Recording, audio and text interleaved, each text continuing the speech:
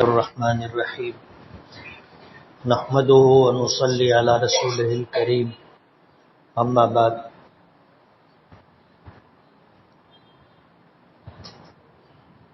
بزرگان محترم اور عزیز دوستو،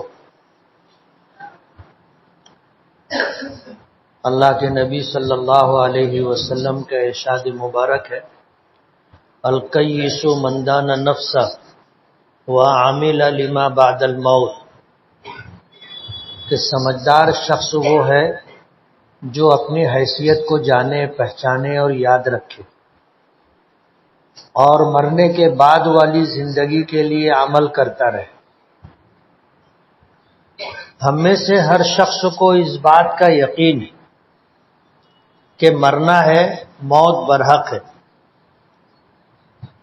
میں نے یہ بات اس سے پہلے بھی کہی کہ جو لوگ کسی کو اپنا رب، اپنا خدا اور معبود نہیں مانتے، کسی مذہب اور کسی دھرم کو نہیں اپناتے اور کائنات میں جو حقیقت ہے اس کے ماننے سے انکار کرتے، ایسے لوگ بھی موت کو یقینی طور پر جانتے ہیں اور سمجھتے ہیں کہ ہمیں بھی مرنا ہے۔ یعنی جو ندھرمی ہوتے ہیں، ناستک ہوتے ہیں، ایسے لوگ بھی موت سے انکار نہیں کرتے۔ یہ اللہ رب العالمین کا بنایا ہوا وہ نظام ہے جو اس دنیا میں جاری و ساری ہے۔ کل من علیہا فان ویبقى وجہ ربک ذو الجلال والاکرام، کہ کائنات میں جتنی مخلوقات ہیں سب پر فنا طاری ہوگی، سب پر فنا طاری ہوگی، اور باقی رہنے والی ذات صرف اور صرف اللہ رب العالمین کی ذات ہے۔ ایک وقت آئے گا جس دنیا میں ہم اور آپ ہیں یہ دنیا بھی ختم ہو جائے گی، جس کو قیامت کا دن کہا جاتا ہے۔ تو کوئی بھی نہیں رہے گا، کچھ بھی نہیں رہے گا، سب پر فنا طاری ہوگی۔ تو جو لوگ کسی دھرم، کسی مذہب کو نہیں مانتے، کسی کی ربوبیت، الوہیت، وحدانیت کو نہیں مانتے، وہ بھی موت کو مانتے ہیں۔ موت ایک ایسی حقیقت ہے، فنا ہونا ایک ایسا ضابطہ ہے جس سے کسی کو انکار نہیں، کسی کو بھی انکار نہیں۔ خوش نصیب ہے وہ طبقہ جنہوں نے نبی کریم صلی اللہ علیہ وسلم کو دیکھا اور ایمان قبول کیا، جنہیں ہم صحابہ کرام رضوان اللہ تعالی علیہ مجمعین کہتے۔ روئے زمین پر انبیاء کرام علیہم الصلاۃ والسلام کے بعد سب سے زیادہ فضیلت والا اور اللہ کے نزدیک سب سے زیادہ بلند درجہ رکھنے والا صحابہ کرام رضوان اللہ تعالی علیہ مجمعین کا طبقہ ہے۔ اہل سنت والجماعت کا یہ عقیدہ ہے کہ ہم جیسے کروڑوں اربوں لوگ مل کر کے اس شخص کے مقام و مرتبے تک نہیں پہنچ سکتے جس سے اللہ پاک نے ولایت عطا کی۔ اللہ نے جس کو اپنی محبت، اپنا قرب عطا کیا ہو اور ولایت کے مقام سے سرفراز کیا ہو، ہم جیسے کروڑوں اربوں لوگ مل کر کے ان کے مقام و مرتبے تک نہیں پہنچ سکتے، ان کی ہمسری و برابری نہیں کر سکتے۔ اللہ نے جس کو اپنا ولی، اپنا دوست بنا لیا، اللہ تعالیٰ کی کامل مدد اس کے ساتھ ہوتی۔ اللہ پاک کا اعلان ہے، حدیث قدسی ہے، من آذانی ولیا فقد آذنتہ بالحرب، کہ جو میرے کسی ولی سے دشمنی مول لیتا ہے، اذیت اور تکلیف دیتا ہے، میرا اس کے خلاف اعلان جنگ ہے۔ یہ اللہ پاک کی طرف سے اعلان ہے۔ آپ کسی ولی کی ولایت کا اس سے اندازہ کر سکتے ہیں جس کے لیے اللہ پاک نے یہ بات فرمائی ہے کہ میرے ولی کو اگر کوئی اذیت و تکلیف دیتا ہے تو میرا اس کے خلاف اعلان جنگ ہے۔ ظاہر بات ہے اس کائنات میں جو کچھ ہے سب اللہ رب العالمین ملکیت ہے۔ جو ہمیں دکھائی دیتا ہے وہ بھی اللہ کی حکم کا تابع ہے، اور جو ہمیں دکھائی نہیں دیتا اللہ تعالیٰ کا غیبی نظام وہ بھی اللہ کے حکم کے تابع ہے۔ تکلیف کا محسوس ہونا، بشری تقاضوں سے متاثر ہونا اولیاء کرام علیہم الصلاۃ والسلام کے ساتھ بھی ہے، انبیاء کرام علیہم الصلاۃ والسلام کے ساتھ بھی ہے۔ ان کو بھی سردی لگتی ہے، گرمی لگتی ہے، بارش سے وہ بھی بھیگتے ہیں، خوشی کا موقع آئے تو انہیں بھی خوشی ہوتی ہے، غم کا موقع آئے تو انہیں بھی غم ہوتا ہے، بیماریوں سے وہ بھی متاثر ہوتے ہیں، کوئی اس سے مستثنا نہیں ہے۔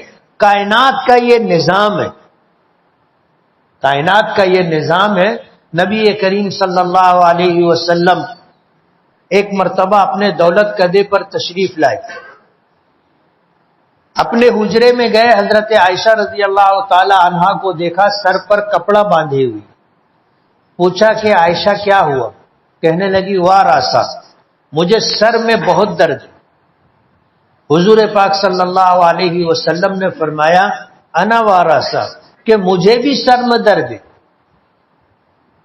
اور پھر حضور نے فرمایا عجیب و غریب بات کہ عام لوگوں کو جو سر درد ہوتا ہے مجھے اس سے کئی گنا زیادہ سر درد ہوتا ہے۔ تو بشری تقاضوں سے انبیاء کرام بھی مستثنا نہیں، بیماریاں ان کو بھی لاحق ہوتی، اولیاء کرام بھی ان سارے بشری تقاضوں کے ساتھ چلتے ہیں، بھوک ان کو بھی لگتی ہے، پیاس ان کو بھی لگتی ہے، بشری تقاضے ان کے ساتھ لگے ہوئے، مگر عمل کر کے اللہ کا جو قرب انہیں نصیب ہوتا ہے، جس کی جزا کل آخرت میں اللہ پاک دیں گے، وہ کچھ اور ہی ہے۔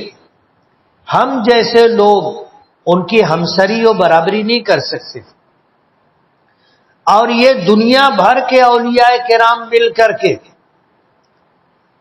ان کے اعمال، ان کے ایمان سب کو ملا کر کے یہ تمام اولیاء کرام، بزرگان دین، اکابرین ملت ایک صحابی کے مقام و مرتبے تک نہیں پہنچ سکتے۔ اللہ نے صحابہ کرام رضوان اللہ تعالی علیہ مجمعین کو وہ مقام عطا کیا۔ مسلم شریف کی روایت ہے کہ اللہ پاک نے جب روحوں کو پیدا کیا تو سب سے پہلے اپنے حبیب جناب رسول اللہ صلی اللہ علیہ وسلم کی روح مبارک کا انتخاب کیا اپنا محبوب بنانے کے لیے، اور یہ پوری کائنات اللہ نے آپ کے صدقے میں پیدا کی۔ کسی نے کہا ہے نا کہ محمد نہ ہوتے تو کچھ بھی نہ ہوتا، اور اس کے بعد ان روحوں میں سے ایسی روحوں کا انتخاب فرمایا جسے نبوت اور رسالت سے سرفراز کرنا تھا۔ یہ انبیاء کرام علیہم الصلاۃ والسلام کا انتخاب تھا، اور اس کے بعد اللہ پاک نے ہر نبی کی رفاقت کے لیے، ہر نبی کا ساتھ دینے کے لیے پھر ان روحوں میں سے انتخاب فرمایا جن کو صحابہ کرام کہتے۔ نبی کریم صلی اللہ علیہ وسلم سے پہلے جتنے انبیاء کرام علیہم الصلاۃ والسلام تشریف لائے، ان کے دست حق پرست پر ایمان قبول کرنے والے، ان کا ساتھ دینے والے، دکھ سکھ میں، مصیبت پریشانی میں ہر قدم پر ساتھ رہنے والے، ان کو حواریین کہا جاتا ہے، حواری۔ اور ایسے ہی لوگ نبی کریم صلی اللہ علیہ وسلم کے ساتھ رہے، انہیں صحابی کہا جاتا ہے۔ یہ ان تمام لوگوں کا انتخاب ہوا تھا۔ یہ اہل سنت والجماعت کا عقیدہ ہے۔ نبی کریم صلی اللہ علیہ وسلم نے قیامت تک آنے والی اپنی امت کو اس بات کی تاکید کی، فرمایا اللہ اللہ فی اصحابی لا تتخذوهم غرضا من بعدی فمن احبهم فبحبی احبهم ومن ابغضهم فببغضی ابغضهم۔ فرمایا میرے صحابہ کے معاملے میں اللہ سے ڈرنا، میرے صحابہ کے معاملے میں اللہ سے ڈرنا، میرے صحابہ کے بارے میں اللہ سے ڈرنا 3 مرتبہ فرمایا، اور میرے بعد میرے صحابہ کو تنقید کا نشانہ مت بنانا، ان کے کسی عمل کو دیکھ کر انہیں برا بھلا مت کہنا، لا تتخذوہم غرضا من بعدی، میرے بعد میرے صحابہ میں سے کسی کو بھی تنقید کا نشانہ مت بنانا۔ کیوں؟ یہ انتخاب خداوندی ہے۔ ظاہر بات ہے اللہ ہر شخص کے ظاہر کو اور باطن کو جانتا ہے، ہر شخص کا ماضی بھی اللہ کے علم میں ہے، حال بھی اللہ کے علم میں ہے، اور مستقبل بھی اللہ کے علم میں۔ یہ انتخاب خداوندی ہے۔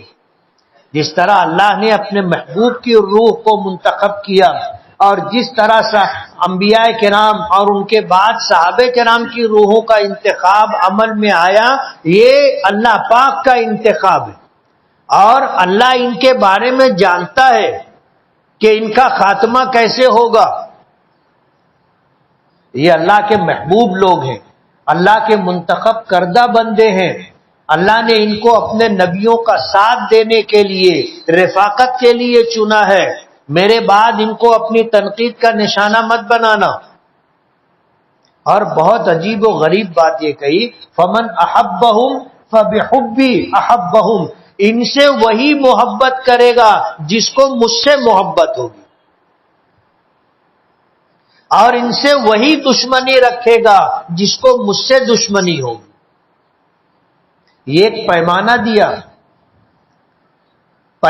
دیا جن امت میں قیامت تک کے لیے یہ ضابطہ دیا کہ اگر کسی شخص کو دیکھو کہ وہ صحابہ کرام سے عقیدت محبت رکھتا ہے تو سمجھ لینا کہ اس کو نبی کریم صلی اللہ علیہ وسلم سے محبت اور تعلق ہے، اور اگر کسی کو دیکھو کہ وہ صحابہ کرام کو ٹارگٹ کر رہا ہے، صحابہ کرام کو برا بھلا بول رہا ہے، تو یہ سمجھ لینا کہ اس کو اللہ کے رسول سے بغض اور عداوت ہے، جس کی وجہ سے یہ آپ کے صحابہ سے بغض اور عداوت کا اظہار کر رہا ہے۔ یہ ضابطہ اور یہ پیمانہ دیا، فمن احبہم فبحبی احبہم ومن ابغضہم فببغضی ابغضہم۔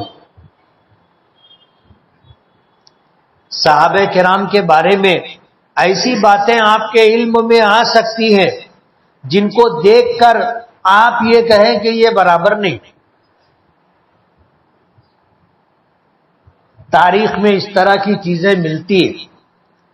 جب اس طرح کا کوئی معاملہ سامنے آئے تو اپنی طرف سے ان کے بارے میں محبت کا اظہار ہونا چاہیے، اور ان کا معاملہ اللہ کے سپرد کر دینا چاہیے کہ کیا اچھا ہے کیا برا ہے، یہ کل قیامت کے دن میدان محشر میں حساب و کتاب لینے والا دیکھے گا۔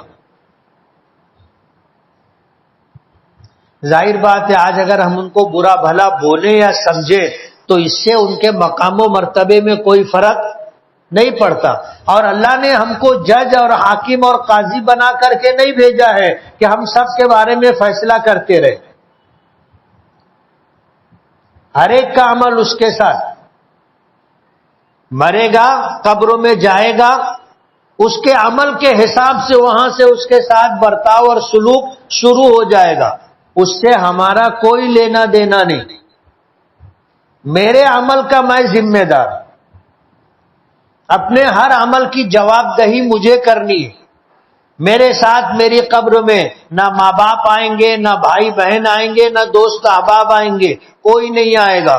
مجھے اپنی قبر کا معاملہ خود حل کرنا ہے۔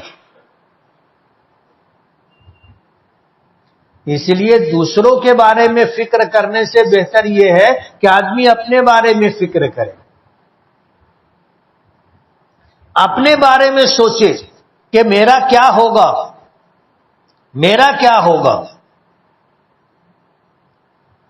تو صحابہ کرام انبیاء کرام علیہم الصلاۃ والسلام کی رفاقت، ان کا ساتھ، ان کی مدد کے لیے اللہ نے ان کو چنا تھا، اور انہوں نے اپنی ذمہ داری پوری کی۔ اللہ کے رسول صلی اللہ علیہ وسلم کو اللہ نے نبی بنایا، آپ کے دست حق پرست پر جن کے حصے میں اللہ نے شرف صحابیت رکھا تھا وہ ایمان قبول کرتے رہے۔ صحابی اس شخص کو کہا جاتا ہے جس نے ایمان کی حالت میں نبی کریم صلی اللہ علیہ وسلم کو بنفس نفیس دیکھا ہو، یا ایک لمحے کے لیے ان کی مجلس میں شریک رہا ہو، یا آپ کی زبان مبارک سے نکلی ہوئی کوئی بات اس نے اپنے کانوں سے سنی۔ صحابہ کرام میں نابینا لوگ بھی تھے، جیسے حضرت عبداللہ ابن ام مکتوم رضی اللہ تعالیٰ، نابینا صحابی تھے۔ ظاہر بات ہے انہوں نے حضور کو دیکھا نہیں، آنکھیں نہیں تھی تو کیا دیکھتے، لیکن حضور کی مجلس میں شریک رہے، حضور کی باتوں کو اپنے کانوں سے سنا، وہ بھی صحابی، اور معمولی صحابی نہیں ہے۔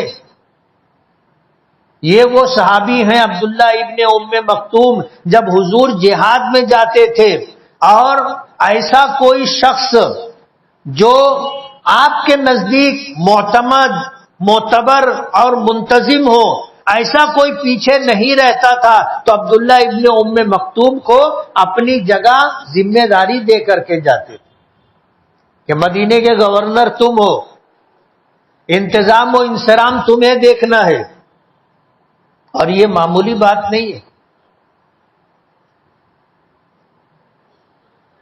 جہاد میں آپ جا رہے ہیں اور تمام اجلہ صحابہ کرام، خلفائے راشدین کہو، عشرہ مبشرہ کہو، اصحاب بدریین کہو، اصحاب حدیبیہ کہو، اصحاب خندق کہو، ایسے صحابہ کرام جب مدینے میں رکنے کے لیے تیار نہیں ہوتے تھے کہ نہیں اللہ کے رسول ہم تو آپ کے ساتھ رہیں گے، زندگی ہے تو آپ کے ساتھ ہے، مرنا ہے تو آپ کے ساتھ ہے۔ اب جہاد میں عبداللہ ابن ام مکتوم تو نابینا ہونے کی وجہ سے نہیں جا سکتے تھے، حضور ان کو مدینے کی ذمہ داری دیتے تھے۔ حضور کو دیکھا نہیں تھا، آنکھیں نہیں تھی، لیکن حضور کی بات اپنے کانوں سے سنی تھی، حضور کی مجلس میں شریک رہے تھے، اس لیے صحابی اس کو کہتے ہیں جس نے حضور کو اپنی آنکھوں سے ایمان کی حالت میں دیکھا ہو، یا ایمان کی حالت میں آپ کی مجلس میں ایک لمحے کے لیے اس کی شرکت ہوئی ہو، یا حضور کی بات اپنے کانوں سے سنی ہو، وہ صحابی ہے۔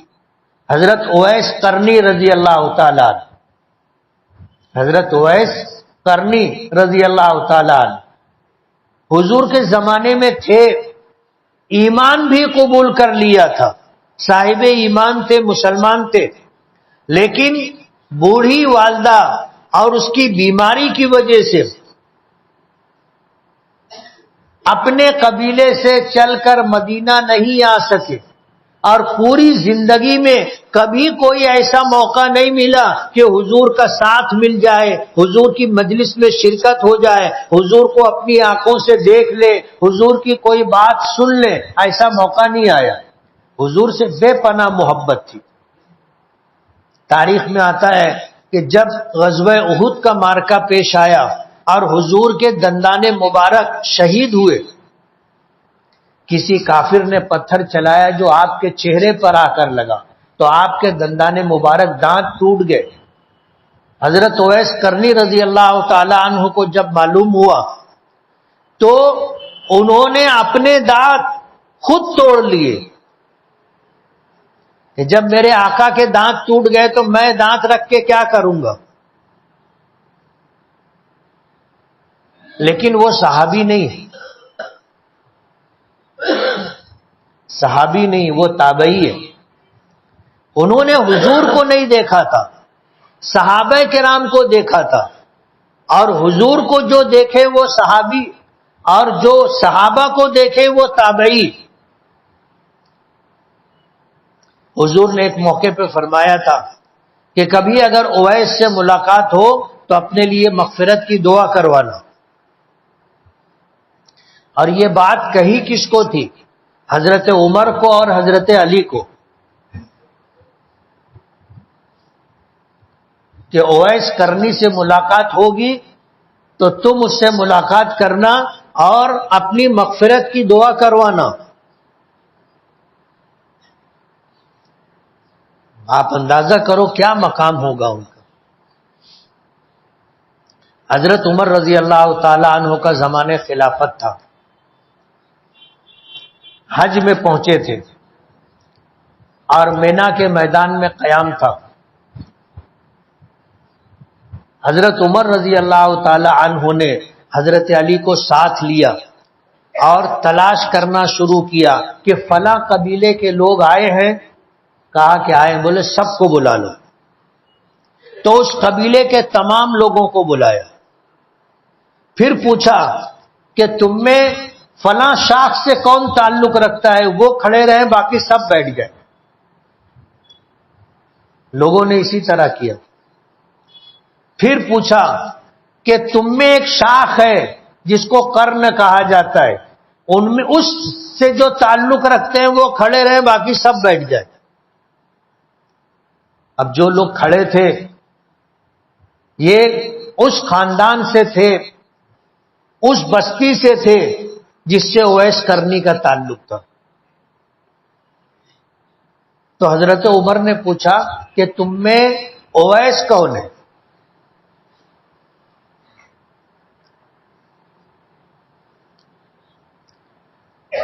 تو سبھی خاموش رہے، کسی نے جواب نہیں دیا۔ ایک شخص نے پوچھا کہ امیر المومنین، آپ کو اویس سے کیا کام ہے؟ کیوں پوچھ رہے ہیں؟ تو حضرت عمر نے جواب نہ دیتے ہوئے پوچھا کہ تم کون ہو؟ تو اس شخص نے کہا کہ میں اویس کا چچا ہوں، اویس میرا بھتیجا ہے۔ تو حضرت عمر نے پوچھا کہ اویس کہاں ہے؟ اویس کہاں ہے؟ تو انہوں نے جواب یہ دیا کہ وہ تو اونٹوں کو لے کر کے گئے ہیں چرانے کے لیے۔ پوچھا کدھر گئے؟ اونٹوں کو چرانے کے لیے گئے، کس سمت گئے؟ تو بتایا کہ وہ تو عرفات کی طرف گئے۔ کہا کہ حلیہ کیسا ہے؟ عمر کتنی ہے؟ جسم کیسا ہے؟ رنگ کیسا ہے؟ تو انہوں نے بتایا کہ دبلا پتلا جسم ہے، نکلتا ہوا قد ہے، رنگ کالا ہے۔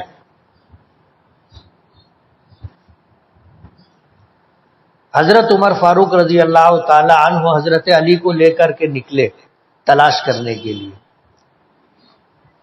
دیکھا کہ ایک جگہ اونٹ چر رہے، اور جو حلیہ بتایا گیا تھا اس حلیے کا ایک آدمی ایک درخت کے سائے میں لیٹا ہوا ہے۔ یہ دونوں وہاں پہنچے، جا کر سلام کیا تو اس نے جواب دیا۔ جواب دینے کے بعد انہوں نے پوچھا کہ تم کون ہو؟ تو اس نے کہا کہ میں تو فلاں قبیلے سے تعلق رکھتا ہوں۔ کہا کہ تمہارا نام کیا ہے؟ بولے اویس نام ہے۔ پھر اس نے پوچھا کہ آپ میرا نام کیوں پوچھ رہے ہو؟ آپ کو مجھ سے کیا کام ہے؟ جب یہ تعین ہو گیا کہ یہی اویس کرنی ہے تو حضرت عمر اور حضرت علی ان دونوں صحابہ کرام نے کہا کہ آپ ہمارے لیے مغفرت کی دعا کریں، مغفرت کی دعا کریں۔ تو اس نے پوچھا کہ آپ کون ہو؟ تو حضرت علی نے بتایا کہ یہ مسلمانوں کے امیر حضرت عمر فاروق رضی اللہ تعالی عنہ۔ تو اس نے پوچھا، فوراً کھڑے ہو گئے وہ اور پوچھا کہ آپ کون ہیں؟ بولے میں علی ہوں۔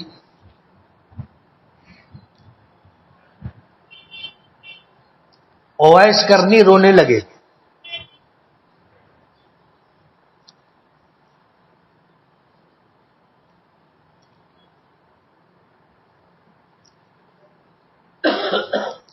ظاہر بات ہے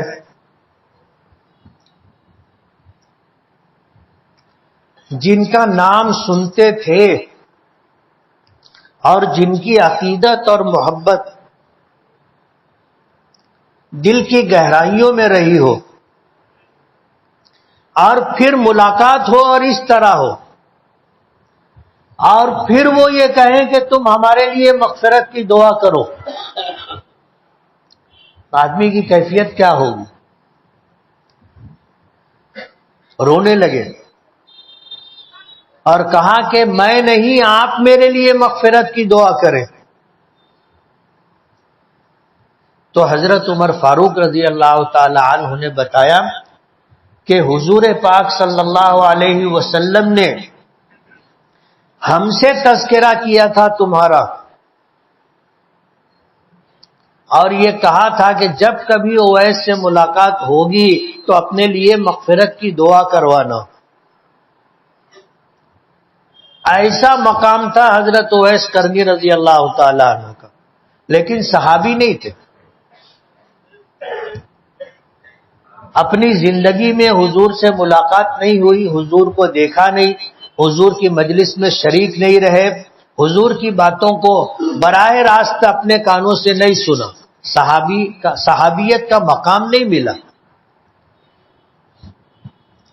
لیکن حضور سے ایسی محبت تھی کہ اس کا تذکرہ حضور تک پہنچا اور حضور نے ان کے متعلق یہ بات ارشاد فرمائی۔ تو صحابہ کرام کا بہت بلند مقام، بہت بلند مقام، اور ان سے عقیدت، ان سے تعلق، ان سے محبت رکھنا حضور سے محبت رکھنے کی علامت ہے۔ حضور نے یہ پیمانہ دیا، فَمَنْ أَحَبَّهُمْ فَبِحُبِّي أَحَبَّهُمْ، کہ جو کوئی میرے صحابہ سے محبت کرے گا وہ اس لیے محبت کرے گا کہ اس کو مجھ سے محبت ہے، اور جو میرے صحابہ سے بغض اور دشمنی رکھے گا وہ اس لیے ان سے دشمنی اور بغض رکھ رہا ہے کہ اس کو مجھ سے بغض اور دشمنی۔ اس لیے انبیاء کرام علیہم الصلاۃ والسلام کے بعد سب سے بلند تر مقام صحابہ کرام کا ہے۔ ہمیشہ اپنی دعاؤں میں ان کو شامل رکھنا چاہیے۔ ہم دعا کریں اپنے لیے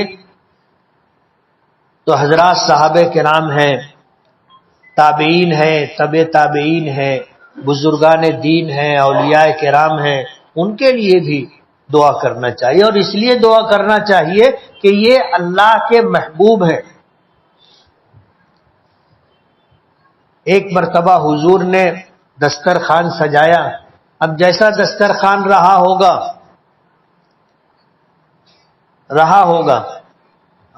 ہاتھ اٹھایا، دعا کی کہ اللہ کسی ایسے شخص کو بھیج ہمارے ساتھ کھانے میں شرکت کے لیے جو تجھ سے محبت رکھتا ہو اور تجھ کو بھی اس سے محبت ہو۔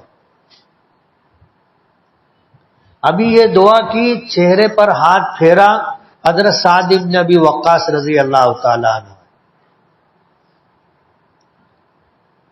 حضور کی دعا کی۔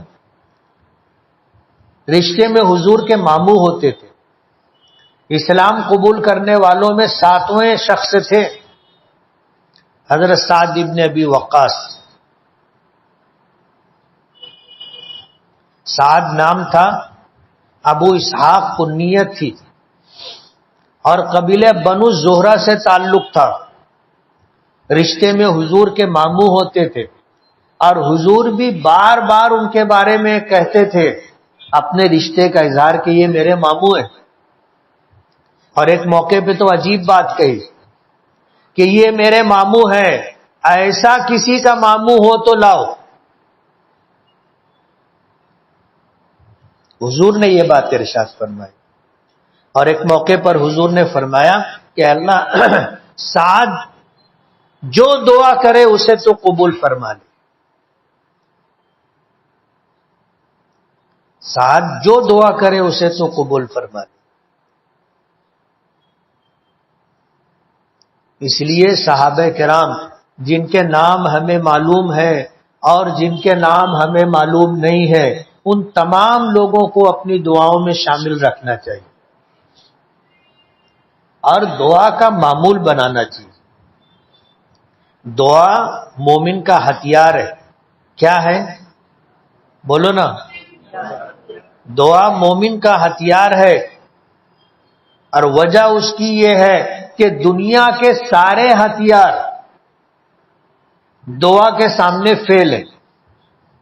دنیا کی ساری تدبیریں دعا کے سامنے فیل ہیں۔ ایک مرتبہ حضور نے فرمایا لا يرد القضاء الا بالدعاء، موت ٹلتی نہیں ہے مگر دعا سے۔ کسی موقع پر تفصیل سے بتائیں گے کہ اس کا کیا مطلب ہے۔ دعا میں اتنی طاقت ہے، اتنی طاقت ہے دعا میں، اس لیے دعا کا معمول بنانا چاہیے۔ اللہ تعالی ہمیں اپنی محبت عطا فرمائے، انبیاء کرام کی محبت عطا فرمائے، اپنے حبیب کی محبت عطا فرمائے، اور جو لوگ اللہ کے رسول سے محبت رکھتے ہوں ان کی محبت عطا فرمائے۔ وآخر دعوانا ان الحمد للہ رب العالمین۔